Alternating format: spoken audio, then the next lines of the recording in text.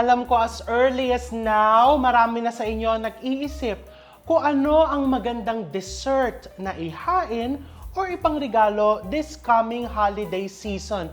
Of course, it has to be easy to make at syempre, sa panahong lahat talaga ngayon ay in love, nagmamahal lahat ng ingredients, it has to be affordable. So today, let's create another no-bake dessert.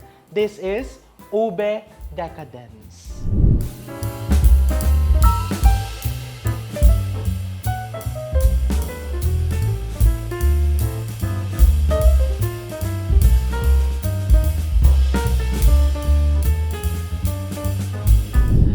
Super duper dali, and ang mga ingredients sigurado baka meron ka na sa pantry mo. I have here, pagsasama-samahin ko lang in my kaserola, and of course, I'm doing an ube dessert. Kailangan kulay ube din yung aking kaserola. Wala naman pong ube dyan sa dessert na ginagawa mo. Mapagpanggap po yung dessert na yan, parang yung kaibigan ko. Mamaya, wait ka lang. Mamaya natin lalagyan to. Kasi alam mo naman ang mga desserts na tinuturo ko sa inyo, hindi yung, kailangan ube, ube lang, ube na lang, lagi na lang ube. You have the choice. Kaya naman, kung ayaw mo maglagay ng ube, gusto mong ilagay mamaya ay chocolate, gusto mong ilagay buko pandan, gusto mong ilagay lemon, or kung ayaw mong lagyan ng kahit na ano, the choice is ultimately yours. Basta, choose wisely. How easy is this? You just put all the ingredients in a pot. So I have here my water. Binuksan ko na yung apoy. This is just water. White sugar. You can adjust the sugar depende sa sweetness na gusto mo. White sugar. This is evaporated milk. And this is cream. You can use any type of cream. All-purpose cream, heavy cream, kung anong meron ka dyan. And I also put, this is gulaman. 10 grams of gulaman powder. Wala kang gulaman, gelatin ang meron ka, you can always use gelatin. And I'm just mixing. Pag lang gelatin, medyo dagdagan mo. If this is 10 grams, for gelatin, you can put around 20 grams. And you just want to heat this or you just want to cook this until it simmers. Ano po ba difference nung simmers na yan? Paano po ba yan? Simmer is, pag nakita mong umuusok na yung mixture, yun na yun. Ibig sabihin, gusto na niyang kumulo, pero pipigilan mo, papatayin mo yung apoy. Bakit natin ginagawa yon? Because you don't want to overcook the cream.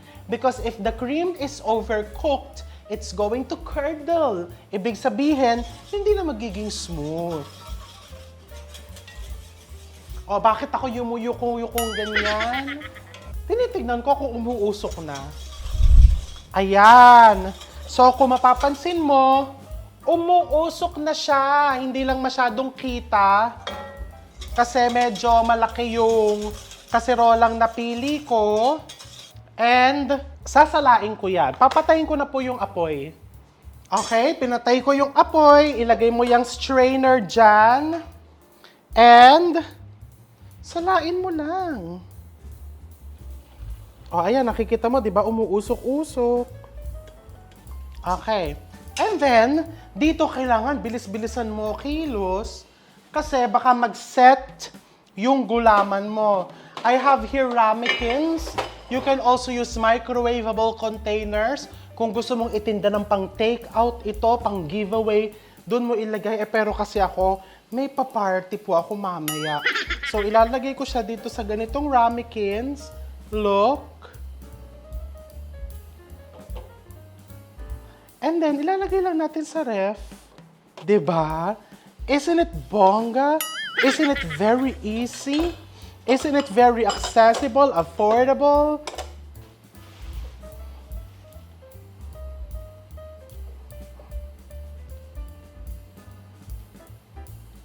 So yan, okay na, di ba? Ngayon, papalamigin ko to. Ilalagay ko sa ref, and then, lalagyan natin itong ating ube topping to make it ube decadence. Eh, paano naman ginawa yung ube topping na yan? Panoorin mo to. To make the ube crumbs, it's super easy. So first, meron ako ditong tira-tira or nasirang chiffon cake. Kung wala ka namang tira-tira or nasirang chiffon cake, you can buy store-bought cupcakes from the grocery store. Pwede yon. Pwede ding tirang tinapay. Walang problema. So I'm going to put this into my small food processor and ipaprocess ko lang yan until it becomes crumbly. Like this. And then, I'm going to put few drops of ube flavoring. Few drops, not too much, kasi pag masyadong madaming ube flavoring, magiging bitter. And then, i-crumble mo lang ulit. And there you have it, your ube crumbs na itatapping natin sa ating ube decadence. I'm sure some of you will say, hindi naman totoong ube yan. It's fake. I know. Pero di ba minsan in life, kahit hindi totoo, basta masaya tayo, basta masarap kainin, okay yon. Ayan na. So, eto na yung ating ube decadence. Paano mo tinanggal yan from the cup? It's very easy. Ganito lang. Ayan, nilagyan ko ng dahon ng saging para mas bonggang tignan. Eto lang. See? You just get a spatula and then paluwagin mo lang yung gilid na ganyan. And then, invert mo lang. Oh, pwede mo din itulak pa ganun.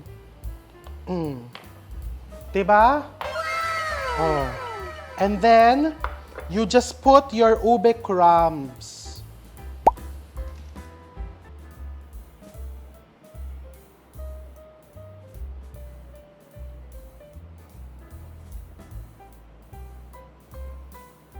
Okay. There you have it. Your ube decadence. Siyempre, kailangan, pinaka-importante, titikman. Ito na lang. Oh, ito na lang. Naku, nakakalito. Pag dalawa talaga, para ka namimili, di ba? Siyempre, piliin mo yung totoo sa'yo. Pero ito, pareho namang totoo sila. Tikman natin. Look how smooth the inside. And then try it. Lalagyan mo ng crumbs. Natutunaw sa bibig, my gosh. It's so good. And it's so easy to make. Kung gusto mo naman may tunay na ube, pwede mo naman pahiran ng ube jam.